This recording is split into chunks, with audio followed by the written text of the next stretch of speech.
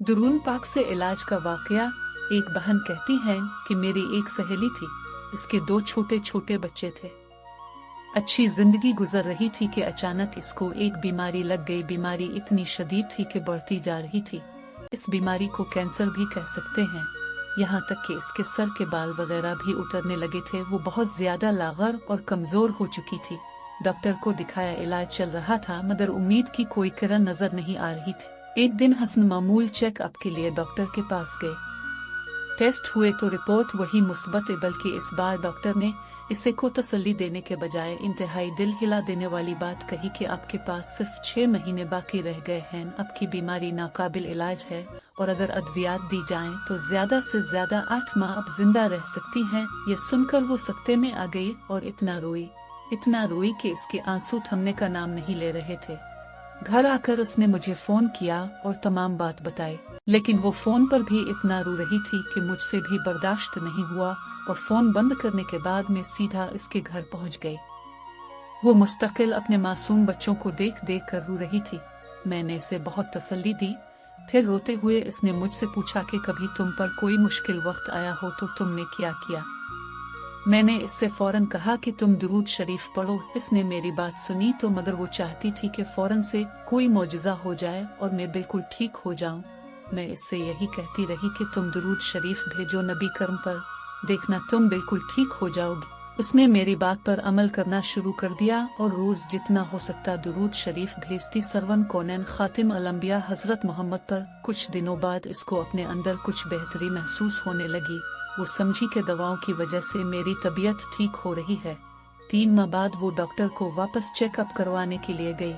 इसने जाने से पहले फिर मुझे फोन किया और वो बहुत ज्यादा घबराई हुई थी कि पता नहीं अब क्या रिपोर्ट में आएगा।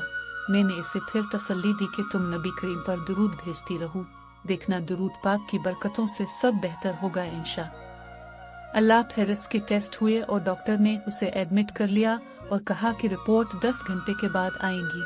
10 घंटे के बाद रिपोर्ट आई तो मजीद इसे 3 घंटे इंतजार के लिए कहा गया। किसी असना में वहां से लैब टेस्ट वालों का गुजर हुआ तो उन्होंने इसको देखा और एकदम रुक कर इसका नाम पूछा और फिर उसके शौहर का नाम पूछा तो इसने इस बात में सर हिला दिया।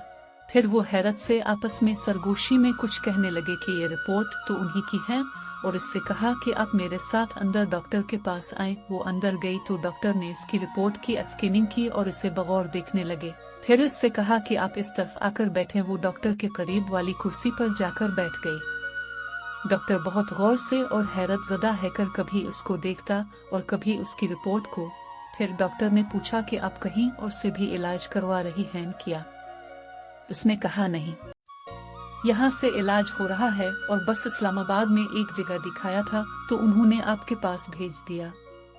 फिर डॉक्टर ने कहा कि अच्छा कहीं से इंजेक्शन लगवा रही हैं, तो उसने कहा कि नहीं, मैं कहीं से इंजेक्शन भी नहीं लगवा रही। अब वो बहुत घबरा गई और उसने डॉक्टर से कहा कि डॉक्टर साहब क्या बात है, आप मुझे क्यों कंफ्यूज कर रहे हैं।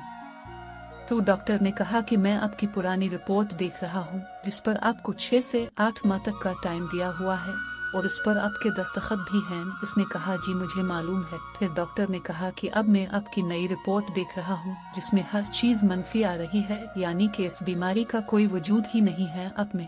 वो कहती है कि मैंने इस वक्त कुछ नहीं देखा कि मैं डॉक्टर के पास बैठी हूँ या हॉस्पिटल में हूँ। मैं इसी वक्त कुर्सी से उठी और वहीं जमीन पर सजदे में गिर गई और इतनी रोई कि जब रो कर मेरे आंसू थम गए तो मुझे तसल्ली देकर सबने उठाया।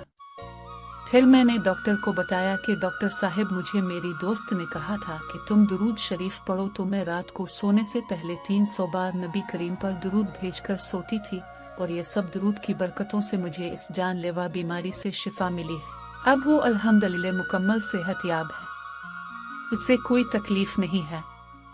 घर के काम भी बाकायदगी से करती है और बच्चों को भी संभाल रही है जैसे इसे कोई बीमारी थी ही नहीं। मेरी दुआ है अल्लाह ताला तमाम बीमारों की मुसीबत दूर करके शिफा कामला अता फरमाए। आमीन सुमा आमीन।